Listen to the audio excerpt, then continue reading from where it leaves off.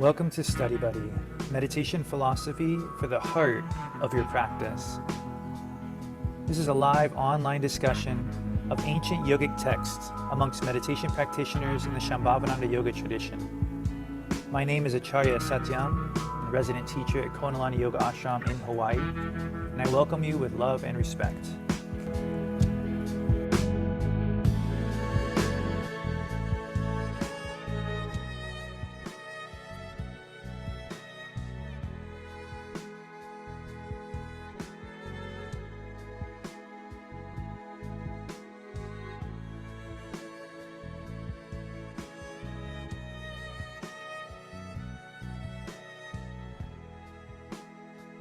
Hello, we'll start the show from this moment. Yeah, all right.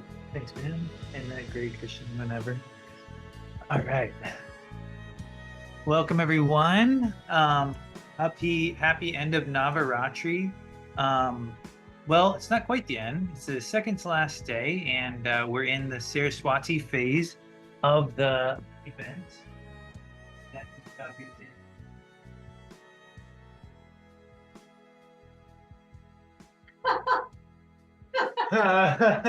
Yeah.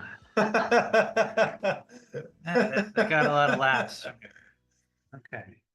All right, cool. And I'll just need, you know what, if I need the keyboard and the mouse, so it's just not gonna work out. Sorry.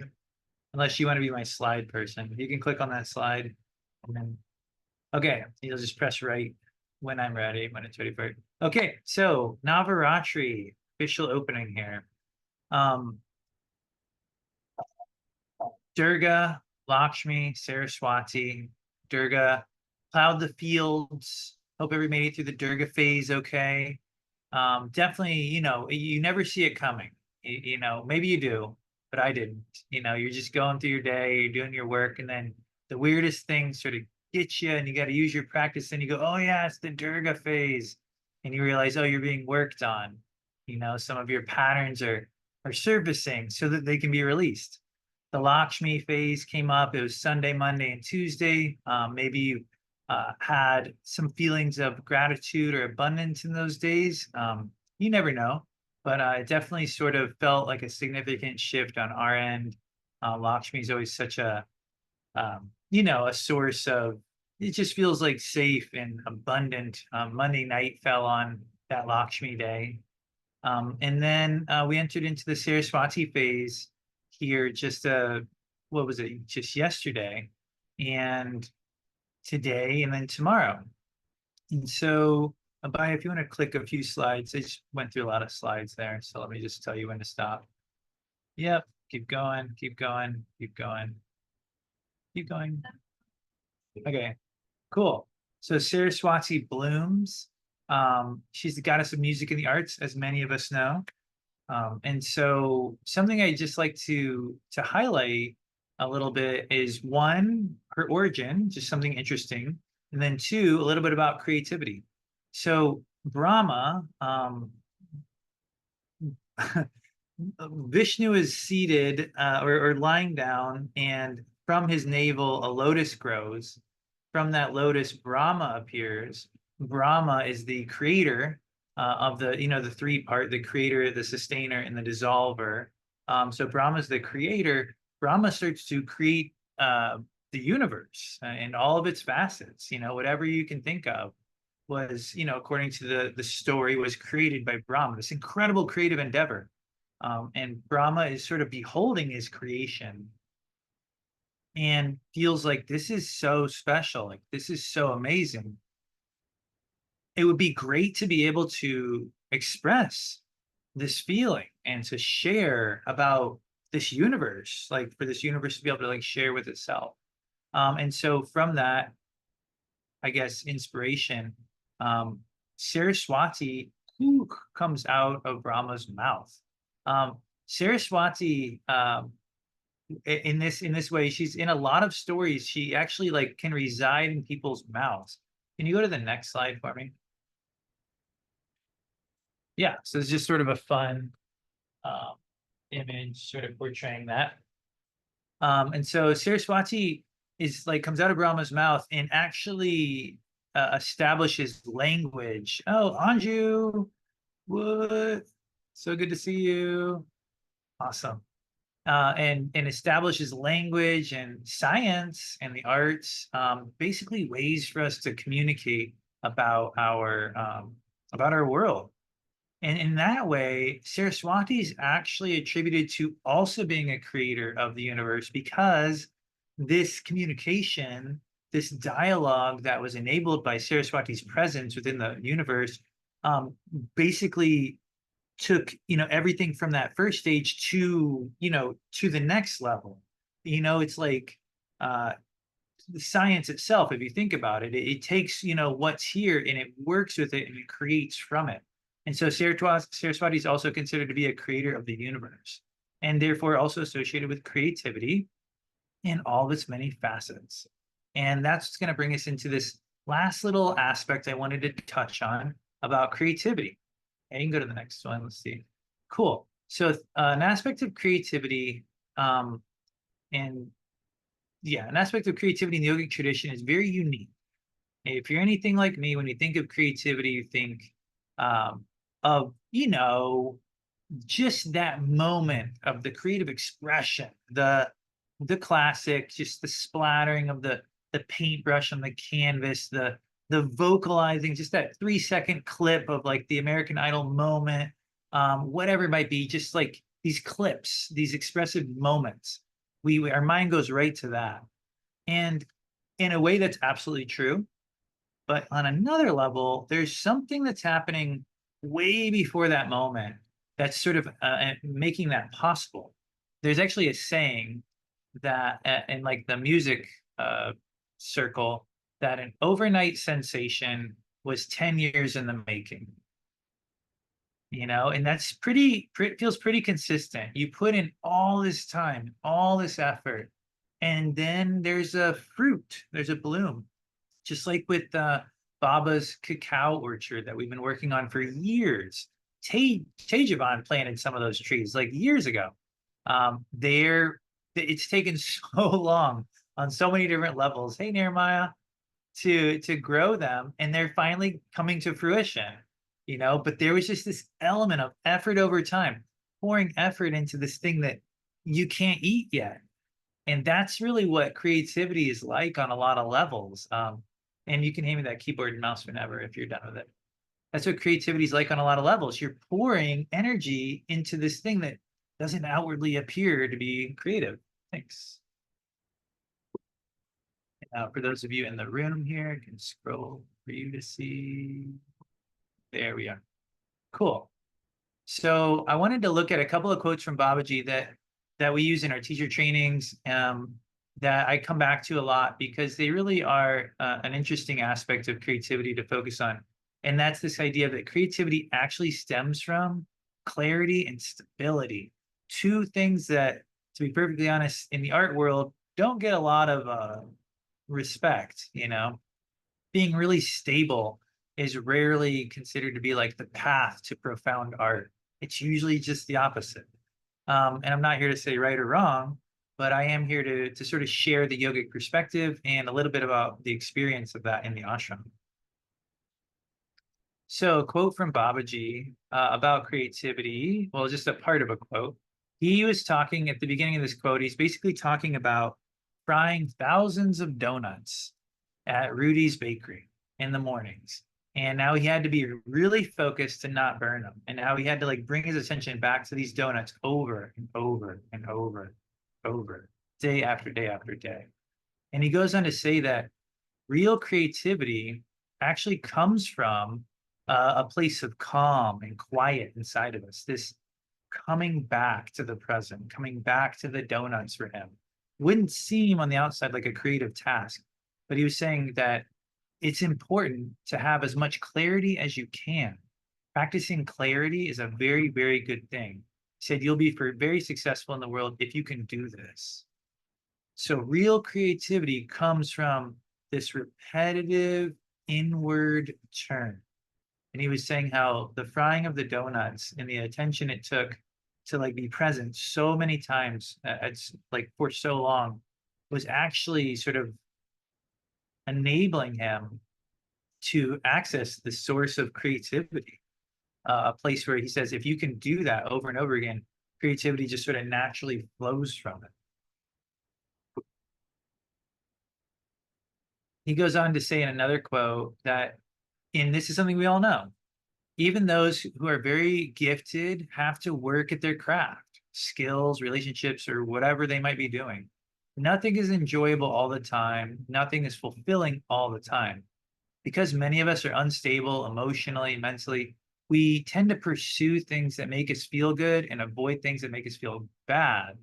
But he goes on to say that's a very unconscious way to live. It sort of limits our ability to access those deeper states. And later in the quote, he talks about how it causes us to constantly distract ourselves. It's like we don't sort of want to do that work. So we reach for our phones and we, get a little laugh, sort of distract ourselves from this feeling. But he's saying that if we're able to just sort of like work at our craft, whatever it might be, and to live a pretty simple external life, that our creative efforts really bloom.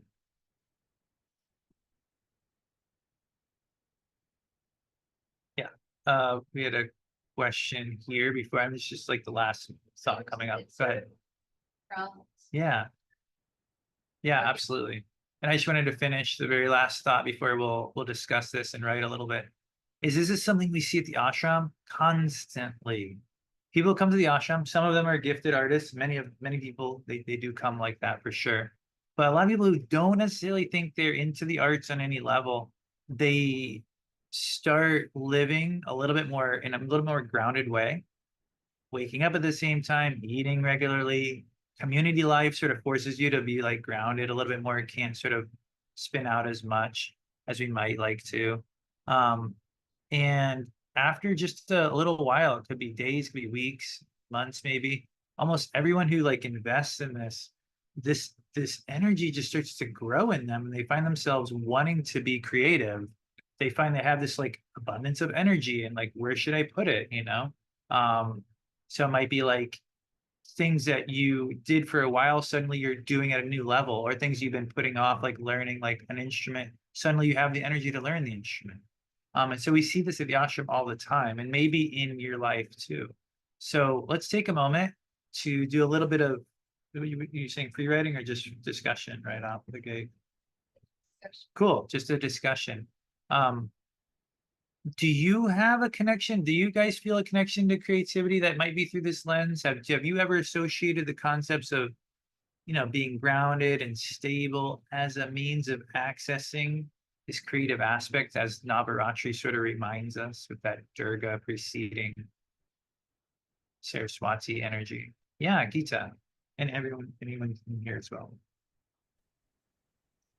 Yeah, definitely. Took me 2 years, but I am just having a book published. Oh, It's in production right now. So, and when you're talking, or the graphic showed stability and clarity. I mean, the stability is key, but so is the clarity. So it works. Talk about a long-term commitment. There were days when I thought I would just trash the whole file, but it's on its way. that's so true. Wow. Well, congratulations. I had no idea, and I can't wait to read it. Even if you're like, oh, it's not in your field, I want to read it. Please allow us to support you on that endeavor. Thank you. Yeah. Yeah, it's so interesting how we want that final product, but like 90% of our effort is in the planting and the watering and the caring for this thing and the writing and the editing. And then the final moment, I always joke with Abaya, everybody, including myself, wants to the new plant. I want to put the plant in the ground. And I'm like, that's like the last possible moment of the work related to putting that plant in the ground, digging the hole, all that other stuff was like you writing every day. And the very last thing is like handing someone a book. Did I see a hand from Trey? Oh no. Okay, I thought I saw your hand. Sorry. No, I do have something to say. So I'm a ballet dancer, and so much work behind the scenes goes into really any dance performance. I started dancing in elementary school.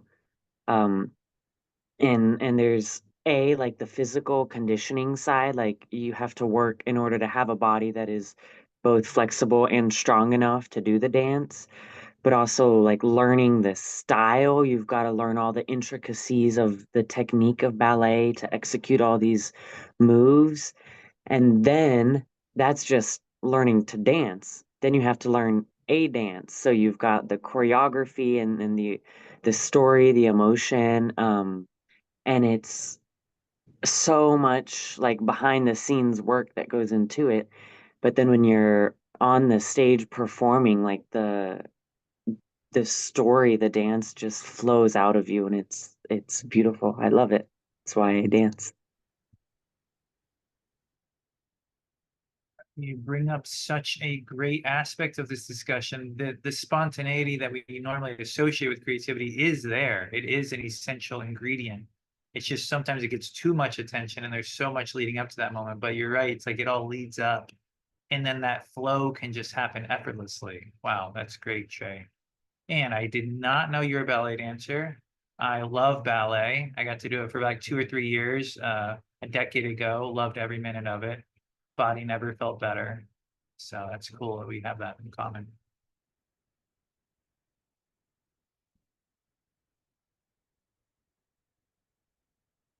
All right, we got a Tejavan and then Shoshone. Go ahead and assume you're next. Well, I guess a lot of my the one I'm thinking of right now is like doing like research or creative writing, but like kind of thinking about like creatively how to, I do like math and I think about interesting systems and stuff. Um, and I often find myself get into this place where it's almost like my brain can't think. I don't know. I don't know how to describe it. I like sometimes like there's this state of like thought flow that I know about where I can get into it and I'm just able to think about the problem, like the concept really clearly. Mm. Just imagine, say you're like writing like a persuasive argument piece about something, or like a song, yeah, anything like that. And um, but like finding my way to that is just this I can't figure out how to do it. Like I've tried so many different things, I just sometimes I try to like do like the circular breath or something, but oftentimes that just like my brain just like literally won't do anything, and then it won't do anything for like the whole day. It's like, well, I don't know. So other times I like try to take a nap or go for a run. I don't know exactly when I can switch into that state, but yeah. That's I think what you bring up is such a fascinating part of the process. I feel very similarly in a lot of times. You're like, how do you generate this momentum and inspiration in a certain direction? Like, it has to go in this one direction to get the conclusions you need, but you can't push it there, but you have to go that direction too. So yeah, that's cool. It almost just alludes to how a part of growing in any modality, any expressive modality, whether it's arts or sciences, learning how to practice is something that actually grows too. And I think as a meditator for your whole life, um, maybe you may take this one for granted, but I definitely feel like you might not though. It's like the way that you sit down and do your practice now, you probably don't waste as much time as you did 10 years ago. You get right to it. You know how to find your seat. You know how to start following your breath, and you know how to get those gears moving, even though you're not like telling yourself to have a certain experience. But it's like you've gained the ability to start the mechanism. And I would assume 10 years from now in this field, you will have a similar mechanism and you'll look back at a graduate student and see them struggling in the same way and be like, well, effort over time, I can help a little, but you'll probably be like, yeah, it took a while.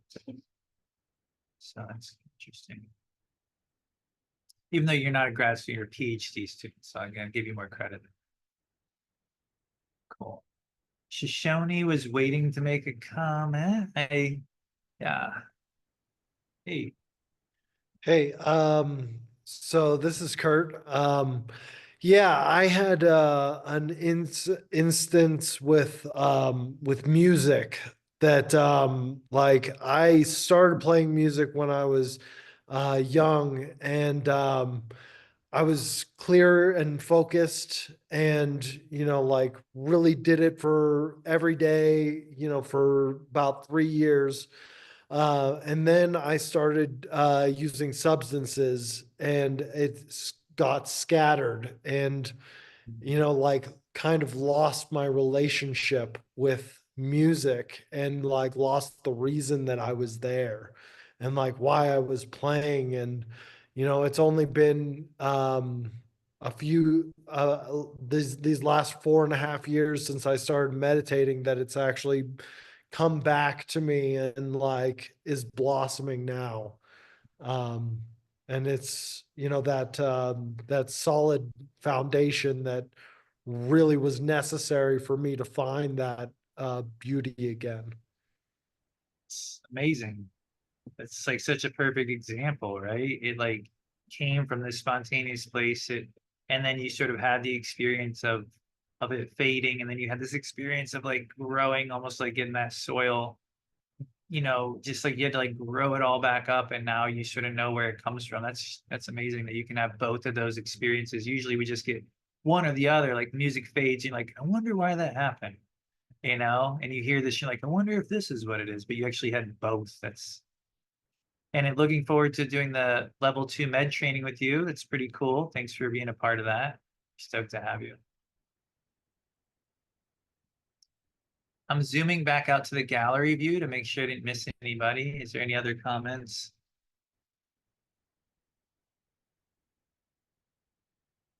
That was a pretty rich discussion. Thanks, Abaya, for telling me to do that. She's a great producer, and she's looking great. In case any of you guys are wondering, she's feeling great. We are officially past the due date, so it's like any day kind of feeling. So it's like, whoa, this is wild. But here she's right here, and we're actually going to play some music right now. We're going to chant together. We've got 2 chants for tonight picked out that focus on the goddess energy. The first one it calls out to Lakshmi and Durga and Narayani, right? Oh, is Durga not in that one? Oh, what's the first one? Oh, right. So the first one is the one that calls out directly to Saraswati, which is pretty cool. And so I'm going to put the words in the chat box, and then the second one, it's pretty familiar too. And then we'll meditate. So one idea of just using the information we just studied in this very next moment is to, a lot of times with kirtan, it's like we try to express ourselves externally to show that devotion and that joy. Nothing wrong with that. I think it's a great way to do it. But something you could experiment with tonight is trying to let the mantras like bring you back to the present, and just feel where you're at with it, and like let it get you more and more grounded and clear, and just see if that joy bubbles up in a different way, or even more spontaneously, more expressive than you're used to. Sort of let it come up within you. So just a perspective to share, and then I'm going to drop those words into the chat box.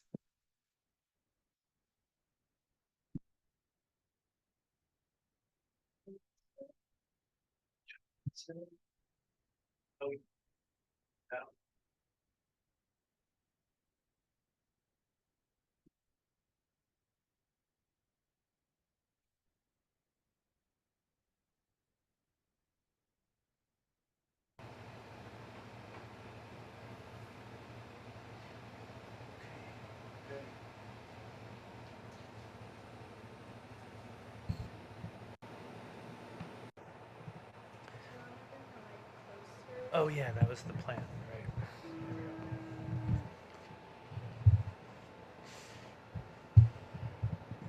That's probably good.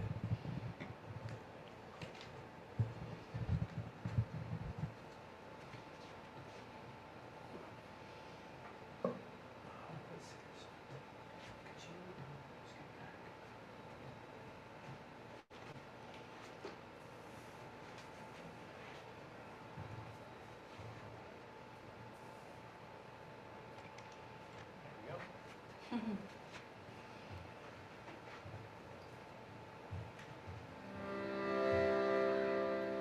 on the original sound?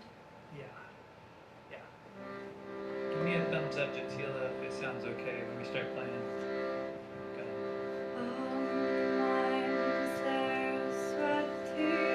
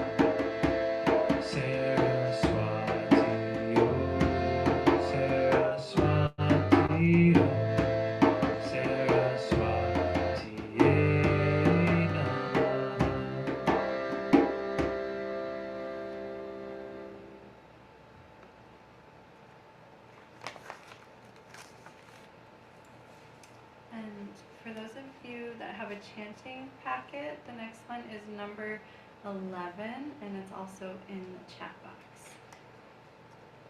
And we did it Monday night, so you might really feel inspired to go for it.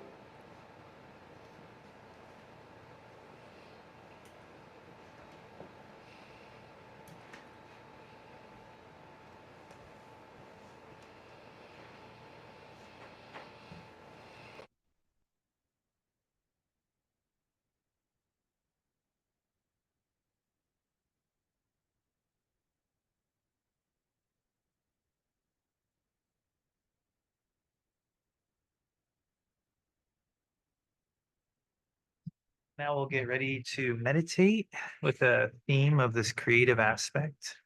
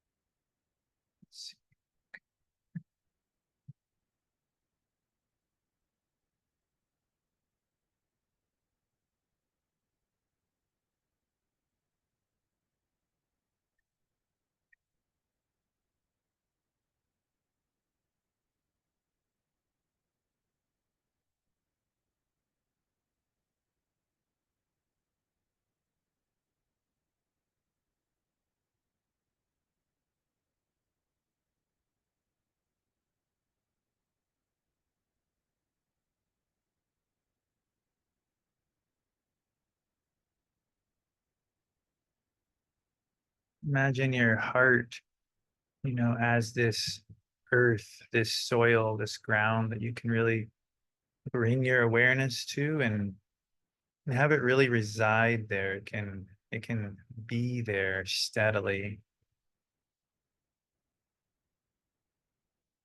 Breathe into your heart like it's the earth, stability, clarity, simplicity. Let all that energy we keep in our head just sink down and sit in this more stable place.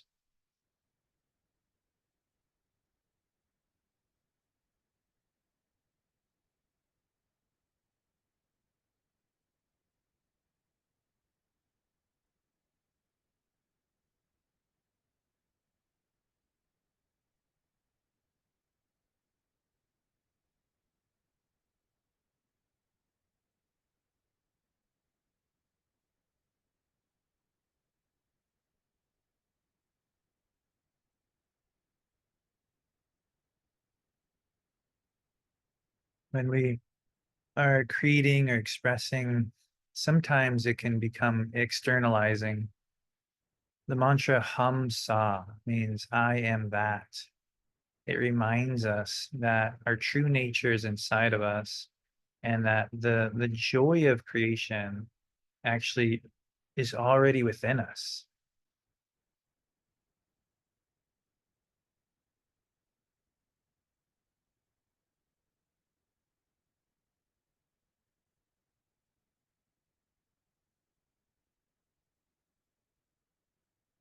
When you repeat Ham as you inhale and Sa as you exhale, you are repeating to yourself that you are that joy, you are that creativity, you already are it. You just have to feel it. And so let yourself dive inside with as much expressivity and as much expression as you would imagine dancing. Let yourself dive inside with that kind of passion.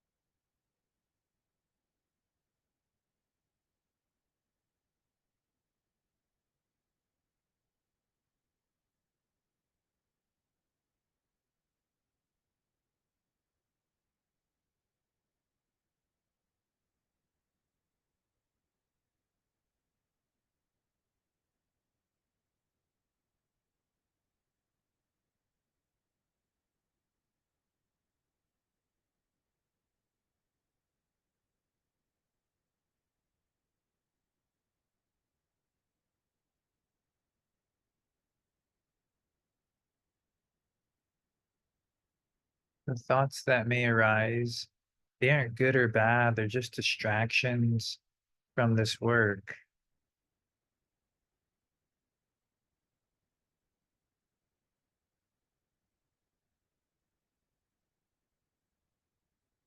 And so value this work a little bit higher than the thoughts. Let yourself continue to come back to the heart, the breath, and the mantra.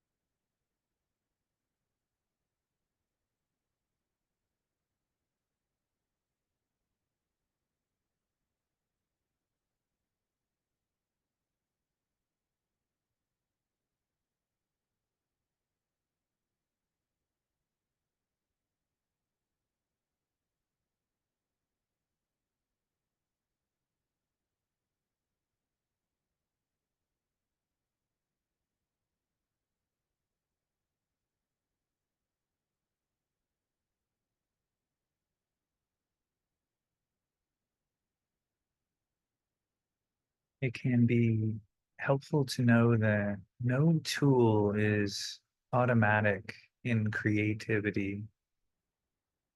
A paintbrush in one person's hand does not necessarily indicate a painting will occur. It's how you use the tool. Does the breath reach your heart? Can you bring it there with a sense of openness and relaxation? Yet, bring it there.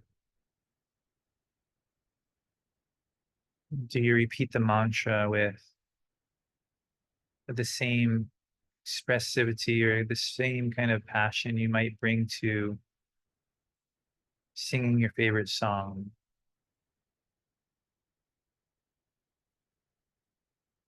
You know, what we bring to the practice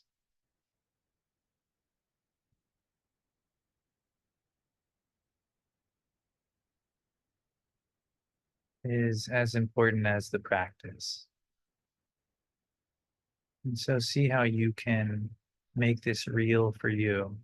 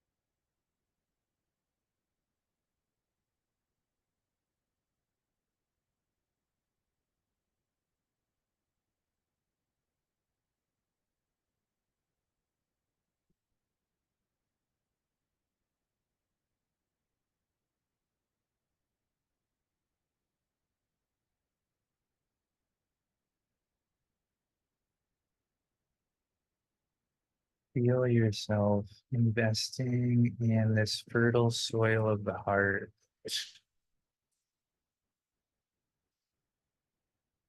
Feel how anything can grow here. It's like you're just putting all those nutrients into the soil of your heart. All this awareness, all this energy.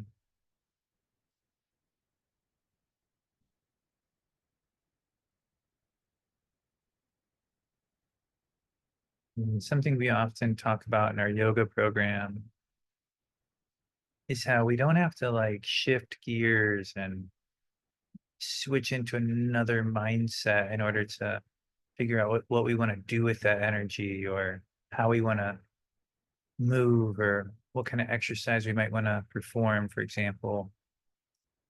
But rather it's like you can stay in touch with this space,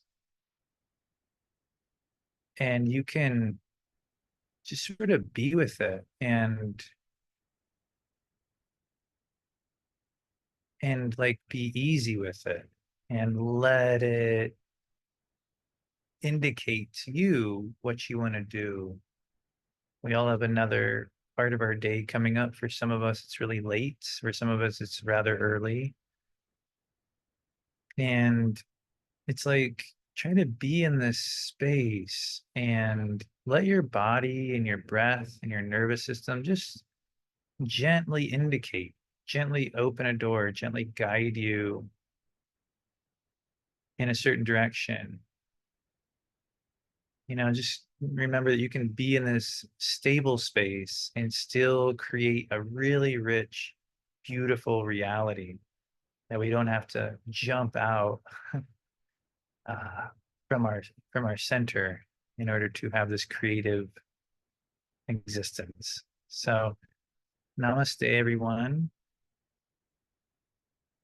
Hope you are able to sort of, keep this connection and just be with it, and sort of feel this connection between stability and creativity as you transition to the rest of your evening. Thanks so much for being here. This class is so rich when there's this many amazing yogis practicing together. So super grateful, and have a great weekend. Am I supposed to plug anything? Just how much we love Anju. Anju, so good to see you. I love you. I love everyone, but I haven't gotten to see Anju.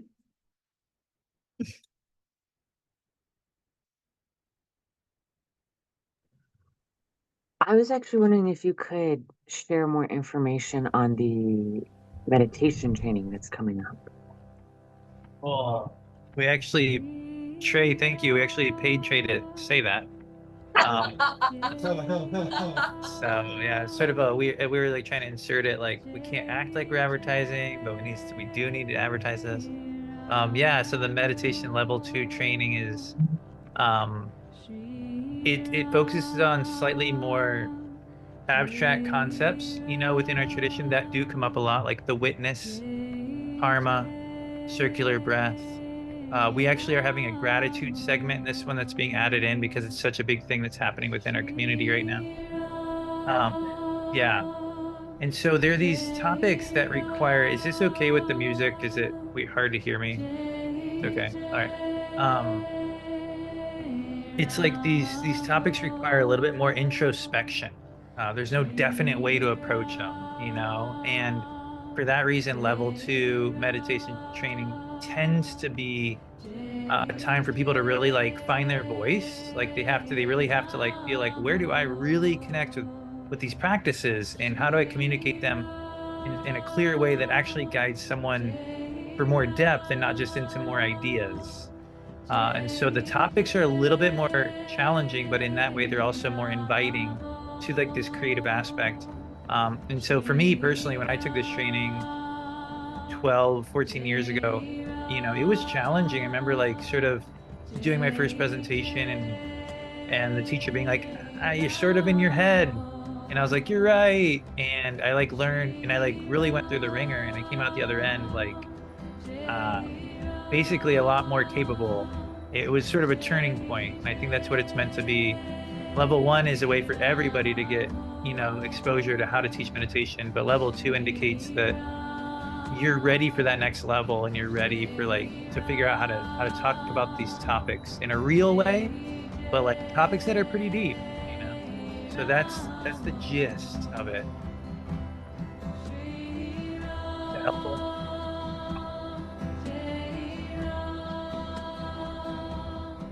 Cool. Your audio is not coming through, so I did see yay, thank you or something. So that's cool. Yeah. Okay, great. It'd be great to have you, Trey. Awesome. Tejvan might be taking it. Got Kurt and Shoshone. Who knows what Tejvan is up to? Never know with that guy. He could take it last minute. Like the intensive out here. So Shoshone, thanks for being. You guys look like a really cool crew. Wish I could be there in person to hang out with you guys. Wow, what a fun crew. All right, you guys gonna go shoot some boobs behind the barn? We don't do that anymore. There's a boob back there. It's real. There's a ball somewhere in that other barn. Inflated, but there's probably a pump. All right. See you guys.